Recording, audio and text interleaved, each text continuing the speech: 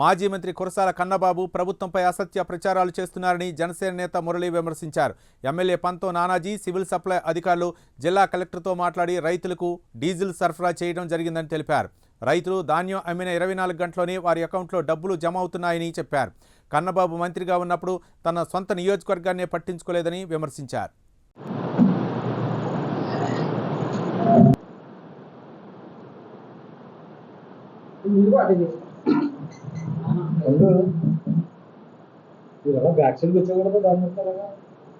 కాదు ఇది కొంచెం ఎవరికి అర్థం కాదు.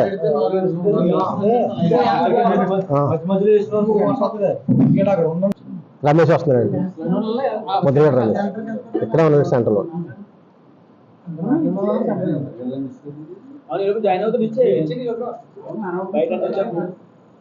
అంటే ఉంటారు కదా నేను.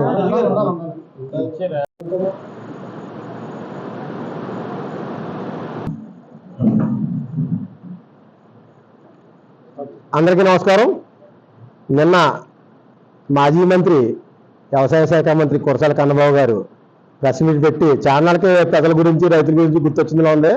ప్రెస్ మీట్ పెట్టి నిన్న జరగకుండా ఎప్పుడో పూర్వం ఆయన ఏదో గొప్పగా చేసినట్టు ఈ కూటమితో చేయనట్టు ఆయన చాలా విచిత్రంగా మాట్లాడడం జరిగింది. గతంలో కురసాల కన్నబాబు గారు రైతుల గురించి గిట్టుబాటు ధర గురించి మాట్లాడడం జరిగింది. 2019 మీరు ఎక్కిన తర్వాత గిట్టుబాటు ధర 1815 రూపాయలు ఉంది. 2020లో గిట్టుబాటు ధర 1868 రూపాయలు ఉంది. 2021లో గిట్టుబాటు ధర 1940 రూపాయలు ఉంది. 2022లో గిట్టుబాటు ధర 2040 ఉంది. 2023లో గిట్టుబాటు ధర 2083 రూపాయలు ఉంది. మా కూటమి ప్రభుత్వం అధికారంలోకి వచ్చాక గిట్టుబాటు ధర 2300 ఉంది. అంటే గతంలో కంటే గిట్టుబాటు ధర పెరిగిందో లేదో మీరే తెలుసుకుని మాట్లాడాల్సిందే కోరుచున్నాం.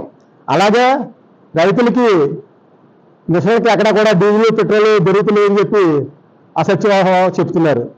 మా నాయకులు ఏమన్నా డీజిల్ ధర పెట్రోల్ బంక్ ధర ఉంటే నాయకులు కొట్టారని చెప్పి అంటారని చెప్పి మా కాకినాడ రూరల్ శాసనసభ్యులు పంతో నానాజీ గారు అధికారులతో మాట్లాడి కలెక్టర్ గారితో సివిల్ సప్లై అధికారులతో మాట్లాడి అధికారులను దగ్గరెట్టి ఎక్కడా కూడా యంత్రాంగానికి రైతుకి ఎక్కడ కూడా ఇబ్బంది జరగకూడదు కోతలకని చెప్పి 2027 తారీఖుని 119 నిమిషంలో కడప మండలంలో తిరిగితే 119 నిమిషాలకు కూడా 8330 లీటర్లు అధికారుల ద్వారా లీటరు ప్రతి డీజిల్ 70 లీటర్లు మిషన్కి ఇవ్వడం జరిగింది.